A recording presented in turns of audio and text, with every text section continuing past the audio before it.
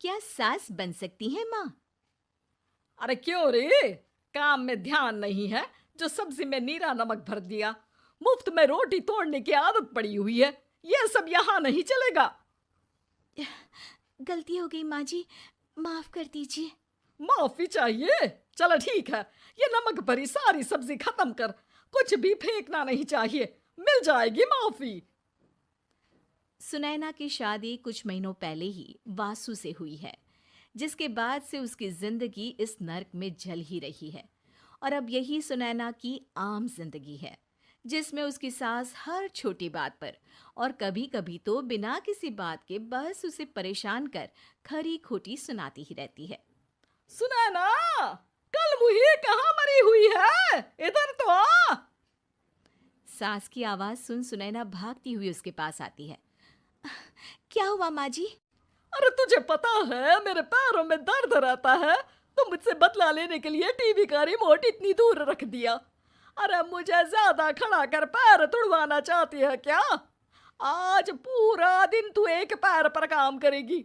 अगर कहीं दूसरा पैर जमीन पर रखा तो मुझसे बुरा कोई नहीं होगा। सास और सुनैना की ये कहानी उसकी ननद सिम्मी बहुत करीब से देख रही होती है, जिस वजह से उसके मन में ससुराल और सास के लिए डर बनने लगता है। इसी तरह दिन बीतते हैं। एक शाम वासु और सुनैना साथ बैठे होते हैं। क्या बात है? तुम दिन पर दिन कमजोर कैसे होती जा रही हो? नहीं तो, आपको ऐसे ही लग रहा होगा, मैं बिल्कुल ठीक हूँ। हो सकता है, पर चलो ध्यान रखना, मुझे कुछ काम है। ऐसा बोल जैसे ही वासु जाता है, तभी सिम्मी वहां आ जाती है। भाभी, आप भाई को माँ के बारे में बता क्यों नहीं देती? वो आपके साथ बहुत गलत करती है। क्या सारे ससुराल वाले ऐसे ही होते हैं? भाभी, मुझे तो शादी ही नहीं करनी, बहुत डर लगता है मुझे।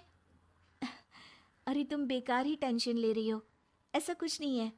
मुझे पता है तुम्हारा ससुराल बहुत अच्छा है, इसलिए खुशी खुशी ससुराल की तैयारी करो। सिम्मी तो वहां से चली जाती है, लेकिन सुनैना उसकी बातों से सोच में पड़ जाती है।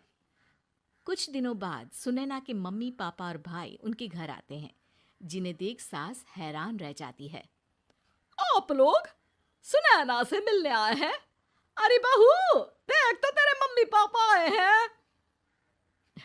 जी नहीं, आज हम यहाँ लड़की नहीं लड़के वाले बनकर आए हैं। हाँ माँ, मैंने ही सिम्मी और शरद के रिश्ते की बात मम्मी पापा से की थी। शरद हमारी सिम्मी के लिए परफेक्ट है।